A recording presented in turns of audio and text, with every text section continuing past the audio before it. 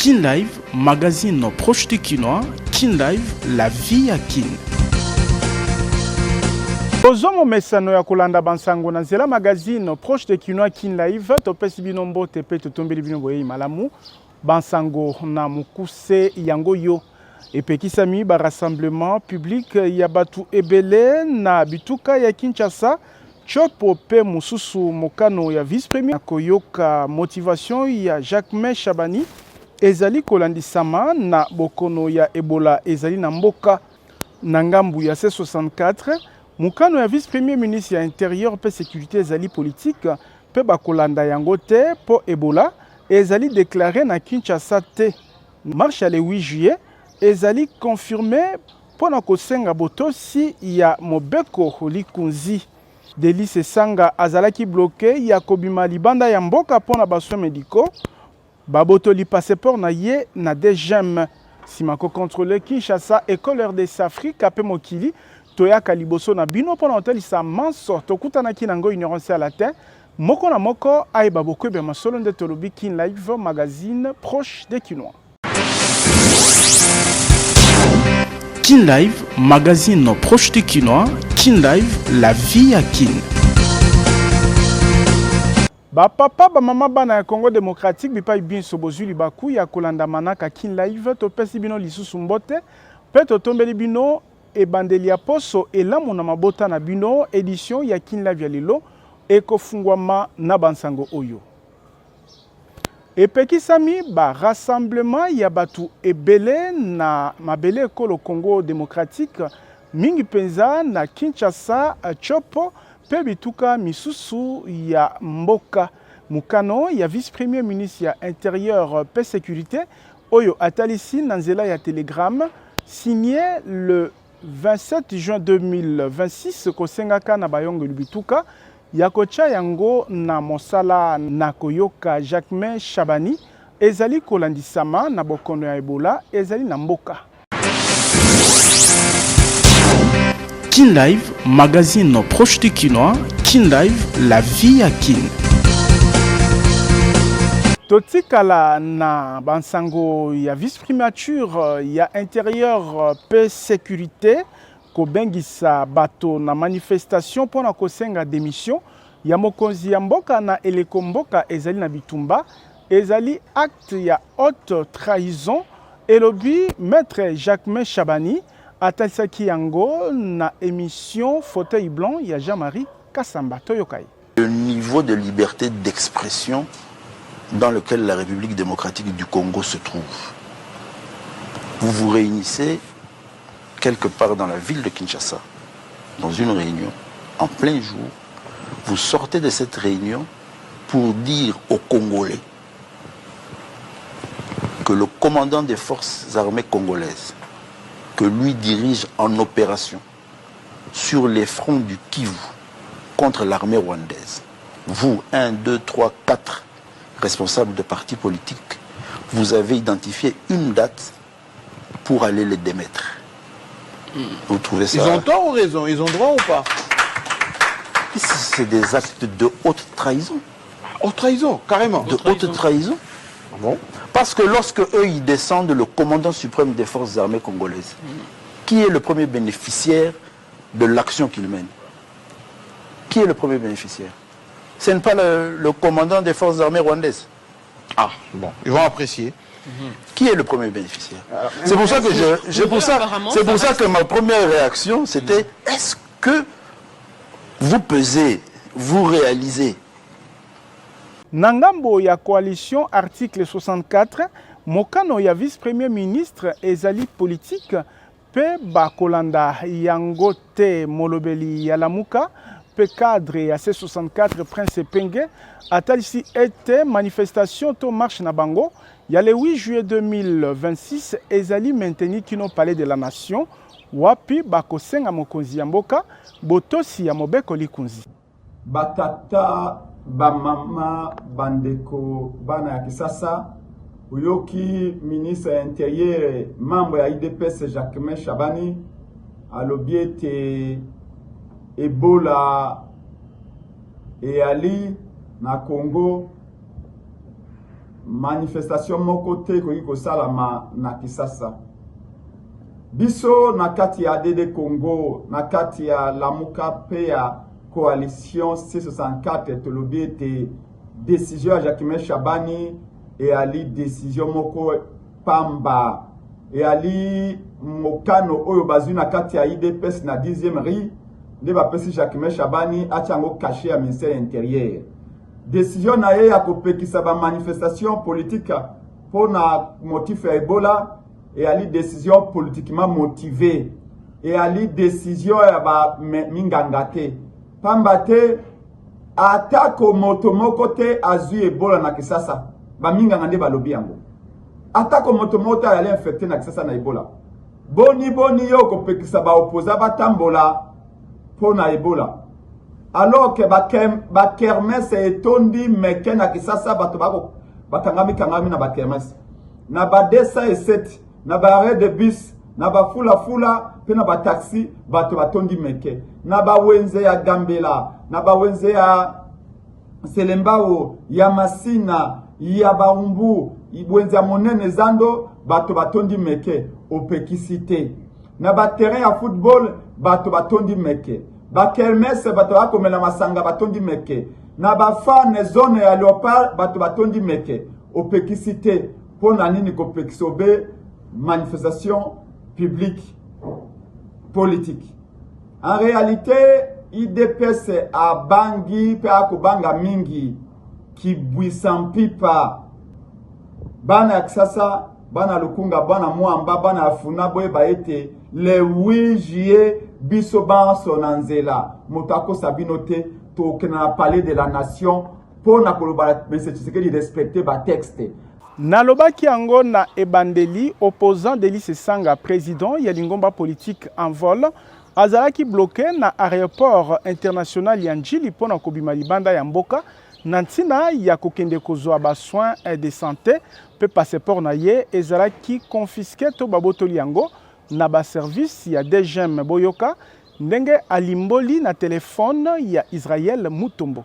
Quand on a commis na DGM type on a tenu d'abord passeport nangai asali ni tazotala abeti alobi ordinateur les autres wataza na problème à connexion là bon problème à connexion na Congo izalaka oui mais bon na moni azumela a fini liso apesi passeport na moto mususu ngana tunie mais nale kisabato bazana sima pona moni passeport ekikuna oui adumi loko leksa na fan na telemi na mopanzi mais na moni isko ordinateur osala na tuna we aujourd'hui eza connexion mais connexion au bena passeport ya ngai bato musuba ko leka litamboni ouais tete ko bangelo ko mokote simana yango le bina ngate ndeza boye il faut sona ba konzi na solina zeli bo konzi na bango akomi tango akomi wana bengani bato benga na bureau na bango na mopanzi wana bengani mo bato bazalaki wana na fandi ayebisi ngai que moyenne bimezate nazana interdiction au bimana territoire donc passeport na ngai bakangi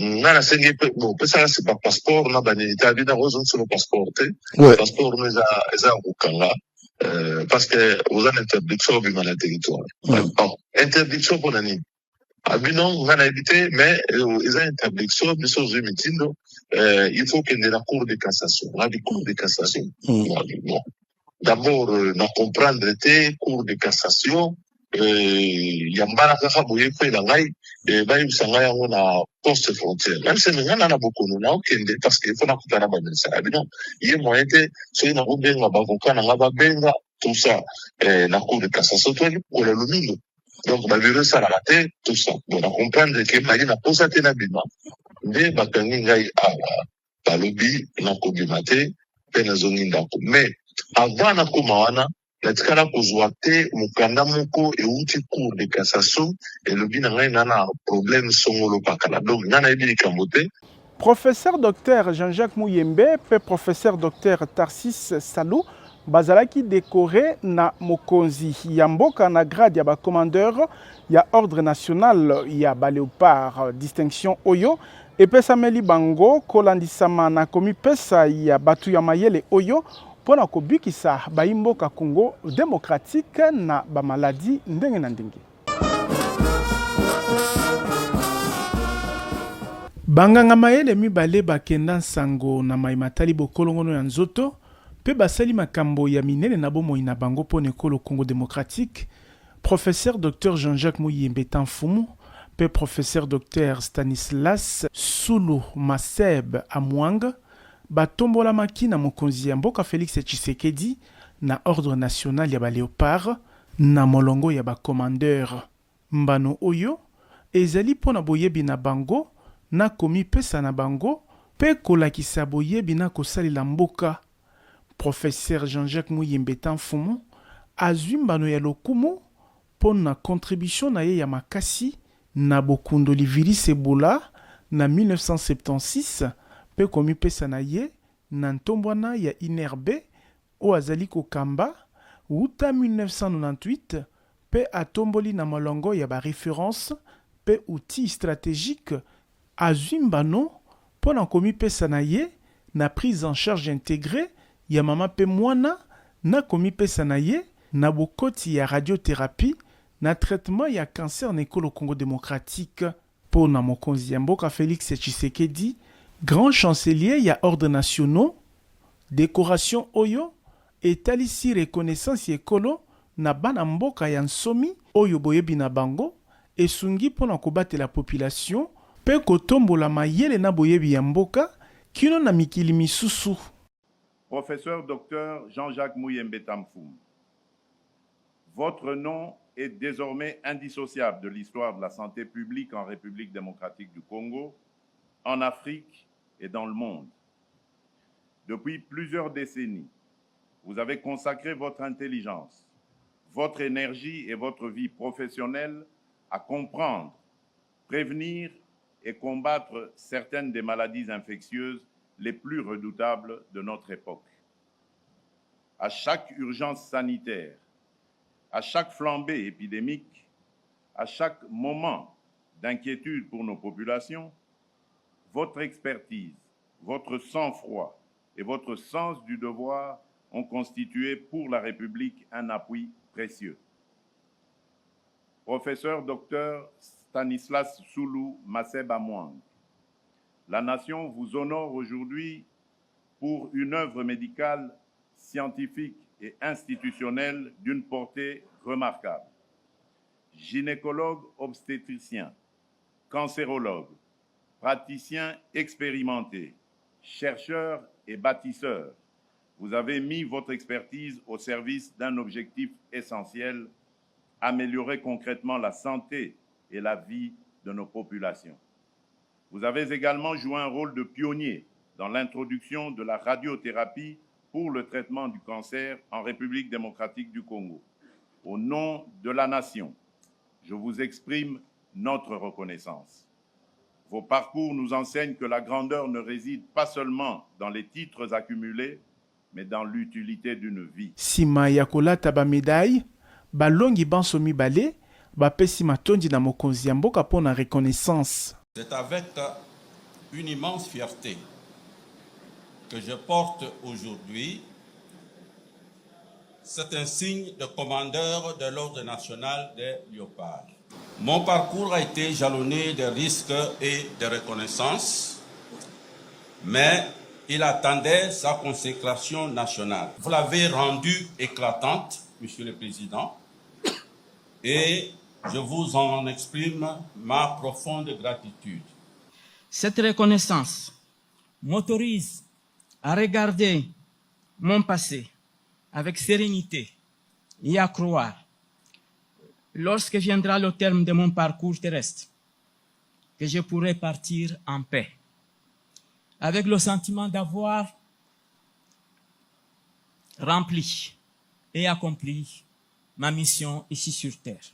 Na kopesa kambano ya bokeseni oyo, mokonzi ya mboka atalisi posa na ye ya kotonga mboka oyo epesa kambano po na boyebi pe ko encourager recherche scientifique na kotombola innovation scientifique. Tolobi Thibaut Koyoka.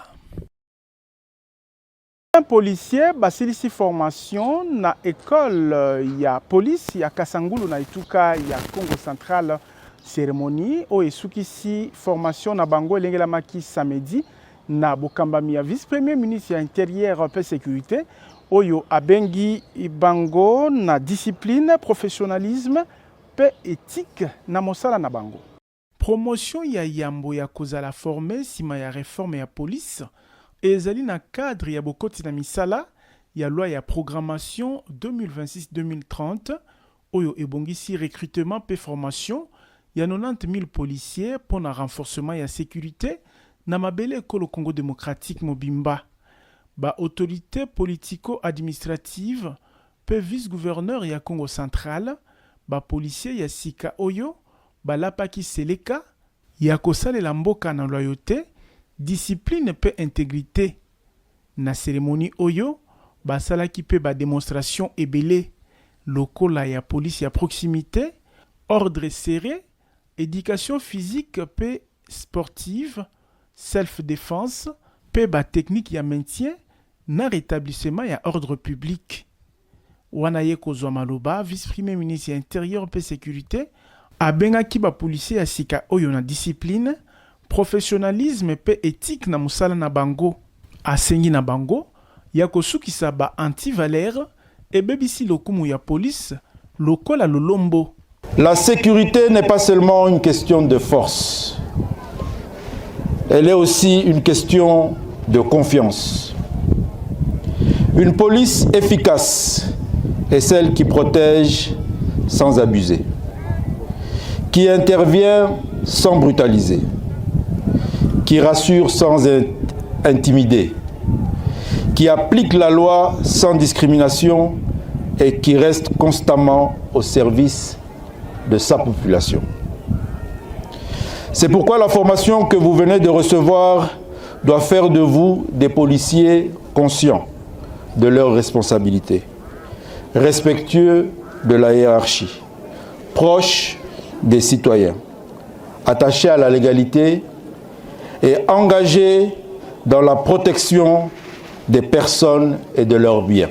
720 policiers ya sika oyo baye ko renforcer musala ya police na terrain na o etali ko battre la population na biloko na ye. Tolobi Tiboko Yoka. Na complexe scolaire Maman Pemba, collation ya bana ya 3e maternelle et salemaki na ambiance kitoko wapi balorea basalaki ba démonstration ya maeba ekoli 9 mois mokoka na kelasi baboti o bazalaki na cérémonie ya collation basepeli komona ete choix ya école basalaki pona bana bango ezalaki ya malamu. Commune ya Kisenso eninganaki na ambiance ya bokeseni samedi 27 juin 2026 kolandisama na milulu ya collation ya bana maternelle na complexe scolaire Mama Pemba. Nyonso ebandaki na caravane wapi bakambi ya école moderne o ya fondation Nerombungu batambolaki na babalabala elongo na balorea ya maternelle pe esukaki na complexe scolaire Mama Pemba 1 décoré na lolenge ya feti. Cérémonie efungwamaki na prière o esalemaki na lauréat pe elandisamaki na culte ya action de grâce pamba te awa nzambe nde makasi na bango. Sima ya moya circonstance balorea balekaki kotalisa mayeba ekoli mbula mobimba. Soki moko akomaki alphabet français kobanda na akino na Z pe mususu atangi yango na ngambo mususu barecitation ndenge na ndenge esalamaki na esengo ya baboti oyo baponaki adresse ya malamu pona éducation ya bana na bango. Elandisamaki na remise ya bakado wapi directeur Edi Basampu apesaki basak pe bafoto portrait na balorea. Na esengo baboti bapesaki matondi na initiateur ya complexe scolaire Mama Pemba honorable Nerombo Mbungu pona qualité ya éducation bana na bango bazui.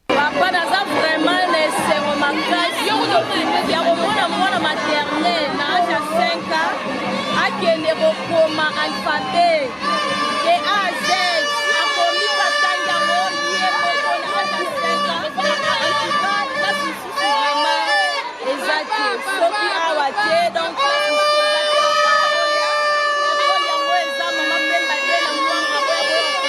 bana maternelle baoreside baokoma baalphabet baoloba anglais vraiment nga mwana nga yaki eloko te mais abimi vraiment na formation sengo nange eza makasi na félicité numéro muna acte oyo asali naa na mingi oloba te parce que naa na sengo ya mwana oza arrestation ozokoma espante azoloba mo bazokoma ocomprendre donc information eza vraiment ya acteur ya baparent nase baparent botinda lisusu bana botinda baya tireka bongo biso okanisaki lokola na macheme tomoni mpenza kitoko boya ebele boya kokomisa na mapemba kitoko makasi bana balobaka français lingala batiki na anglais nyonso na anglais baloba français baloba nyonso kitoko. Na libaku oyo directeur Edi Basampu ayebaki na ko expliquer billet de vacances na baboti balingi ko komisa bana na année scolaire 2026-2027 bayeba nini esengeli boyeba été complexe scolaire Mama Pemba 1 et zoami na numéro 44 ya avenue Batandu quartier Bikanga na commune ya Kisenso pe complexe scolaire Mama Pemba 2 et zoami na numéro 11 ya avenue Mwanga quartier de la paix kaka na commune ya Kisenso soki olingi mwana na yo azwa formation à malamu adresse ezali se complexe scolaire Mama Pemba Tolobi Tibokoyoka. Agence Ofranel Service ebengi bakinois ya ko profiter na opportunité ya ko kende Brésil pe Canada na facilité. Vendredi basalaki caravane motorisée na ba différentes communes ya Ngumba Mokonzi Kinshasa pour na ko sensibiliser population natina ete moto mokote a raté libaku kitoko oyo Agence Ofranel Service epesi bango. Spécialisé dans assistance visa, Agence Ofranel Service et poussani lisusu pene makasi ya population kinoise pour na kotelisa na bango ba opportunité ya kozwa visa pe ya immigration ndakisa na Brésil pe bipai na mokili. Vendredi 27 juin, mobange na caravane motorisée elengelamaki kobanda na Victoire na siège ya agence koleka na boulevard Lumumba na Limete kino quartier 1 kozwa boulevard Kimbuta kino Sainte-Thérèse pe koleka na bureau ya agence Ofranel Service ya Njili cortège ezwaki direction ya commune ya Lemba pona koya lisusu kosukisa na agence Ofranel ya Victoire caravane motorisée oyo ezalaki lolenge ya ko sensibiliser ba kinois bayeba na ko découvrir ba avantage meilleure agence ya voyage ezali kopesa na population. Ya liboso ezali ya koyebisa bakinois ke Ofranel Service agence na bango oyo ya sérieux ezo bapesaka toujours confiance en matière ya assistance ya visa to pe voyage ezalaki lisusu lelo na balabala ya Kinshasa mpona komemela bango bonne nouvelle oyo ya immigration Brésil ezali gouvernement brésilien oyo afongoli baporte ya mboka na ye mpona kopermettre bato bakota baimmigré kotango koimmigre kozwa visa na oyo ya travail oke kovanda na Brésil oke kotravailler. C'est pourquoi agence Ofranel Service lelo ezalaki na nzela mpona koyebisa bakinois baya koparticiper na immigration Brésil oyo ezali kosenga bango mingi te okoya juste na babureau na biso ezali connu tozali na Victoire juste en face à shop à Airtel et puis tozali na Limete pembeni to pe en diagonale ya mosquée ya ba musulman tozali na Mongafula juste na arrêt Habitat tozali aussi na Matadi tozali na Masina tozali pe bongo na Lubumbashi na commune ya Kenya wapi pa ibalushwa pe bakiko kuta biso pona ko participer également wana bango kotambola bipai na Kinshasa bakinois ya basi pe mibali bayebaki na ko s'enregistrer pona ko tenter chance na bango ya kozwa visa na facilité. Agence Ofranel Service ezali penza mopayate auprès des Kinois. Bakinois bayebi biso malamu. Agence Ofranel Service azali kosunga bino na destination nyonso ya voyage oyo okozala na yango besoin. Ce que vous avez besoin qui est dans mboka oyo nyonso tu ya Schengen. Agence Ofranel Service a invité les Canada différents bureaux nae. Assistance ya visa Schengen, entrée express Canada, pe ba facilitation ya ba démarche pona kozwa visa ya kokende bipai nyonso lingi na mokili.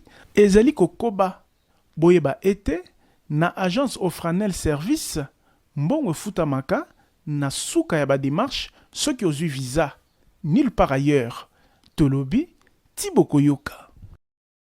Na Bansango ya Masano, École Congo démocratique ezali qualifié na 16e de finale ya Coupe du Monde 2026 sima ya kolonga Uzbekistan na 3-1 elonga oyo epesi esengo na bakongolais ebele kati na bango ministre délégué na défense nationale Eliezer Ntambwe Mposhi oyo pe asepeli na manifestation ya population ya ville ya Goma. Eloko esepeli singa makasi ezaka ka ndenge ba joueur na biso ba betite ezali kaka pona toza qualifié te mais eloko esepeli singa makasi za réaction ya bana Goma. Batu baza na zone occupée o ba rebelle balingi koyoka mutu te bango bazomi benga ba libérateur ba ebite ke ndenge ba congolais bavanda wana ezaka pona kobanga munduki mais bazwi occasion ya kobelela ke bakoluka ndeko na bango faci beton. C'est la première des choses. Mais pesi bango kanda parce que bomoni banguna wana ko bana ko botola ka ba drapeau ya Congo bino ro ba kiboza ba congolais. Parce que drapeau ya Congo bozwa raché yango pona nini na ko panzaka bato. Et ça c'est le plus grand message. Mais en ce qui concerne les qualifications, il faut voir que équipe wana et beta na ba équipe nyonso ya ba africain ba gagner bango. Biso kaka nemtu to gagner bango. Et puis ko gagner ngo ya mukete. Pour gagner ya makasi ya qualification. Et la qualification est pour la première fois dans l'histoire parce que nous avons qualifié dans 16e de finale. C'est déjà une bonne chose. On a koyibisaka batuke. Il faut tobo sana ko kabwana na biso makamu na biso ba politique o ya sali mboka na biso ezali ko telema. To simba na nanu soki to zana makamu entre biso na biso to kotalaka yango sima. Mais mboka na biso ezali ko tombwama. Yango ko pesa banguna ma qui pelekes parce que ce que tali ndenge agitation ezokota ezaya que ba congolais ba yokana te. Donc bravo Léopard, bravo au chef de l'État, le meilleur coach parce que c'est lui d'ailleurs bato bafinga ki azola kanini bamzo pe balegi na ba réseaux sociaux boko pour là mais tolongi bravo au gouvernement et bravo aussi na ministre na biso mon collègue mon voisin Didier Boudimbo pour les sacrifices. Et tous les staffs, il y a Léopard. Vous êtes notre fierté. Comme Kololo Pango na $1,500, Kasioko Futabe $500, Mosusu Kolanda Moke, ce qui peut l'ingo comme patron, bus Yasika 00 km, ezali kopesama na Nyongo na président Ziko Mukanga. Yasika eye na quartier Mukanga 3, président Ziko Mukanga Makila Lumumba. Amemeli biso mapango na route rocade na commune ya Monga Fula. Olingi okoma kololo pango na route principale kobuka na tende komona ya Kinshasa. Awa na rocade, terrain ebandi na $2,500, avance $1,000 ya pamba ozu lopango na yo. Soki olingi ozwa lopango na rocade, mardi nyonso président Ziko Mukanga elongo na équipe na ye bakozala sur place na site. Et si l'ouanate, na quartier Mukanga na commune ya Nsele, opération Koma Kololo Pango Zeliko Koba na $1,500, avance $500, ozu lopango na yo. Na quartier Mukanga de na Menkao na commune ya Maluku, et si ka paysage ezali lokola na Lola, mapango Zeliko Koba kopesama na moins cher na $1,500, avance $500, kutu ya $750 pe ezali, avance $350 ya pamba. Olingi okoma patron, président Ziko Mukanga acheba moto ya dépune na Nyongo $1,500, avance $500, ba moto ya 3 pneus pe ezali. Bongo ba bus ya marque Force ya Sika 00 km ezali kopesama na Nyongo na $30,000 ya pamba, avance $10,000. Pona ko améliorer vie sociale ya peuple congolais, Engebene vision mokonzi ya mboka Félix Tshisekedi, président Ziko Mukanga a sali plus de 500 hectares ya bilanga, pe maziba ya mbisi pona kolesa peuple congolais, poisson Ziko Mukanga na moins cher. Olingi ozwa accès na ba avantage président ya ANUPTMC a Pesibiso, adresse ezali avenue Victoire numéro 42, na deuxième niveau ya galerie infra, quartier Kauka na commune ya Kalamu. Tolobi, Tibokoyoka. Kin Live, magazine proche du Kinois. Kin Live, la vie à Kin. Magazine Kin Live Sukiawa, tozalaki nesengo ko présenter bino ango na kombo ya équipe technique rédactionnelle Totondi bino botondi kasitika totombela mbotama elamu na frère Mbuta Badinyama o azali ko souffler na buju moko de plus na bomo inaye magazine Kin Live et tombelio mbotama elamu frère Mbuta Badinyama tombeli pe mbotama elamu na Berthe Benabiabu o azali ko souffler na buju moko de plus na bomo inaye Kin Live et tombelio mbotama elamu Berthe Benabiabu la tantine de plusieurs botika la na kimia na bota na bino sima caméra ezalaki Fabrice Ebengo. Kin Live, magazine proche de Kinois. Kin Live, la vie à Kin.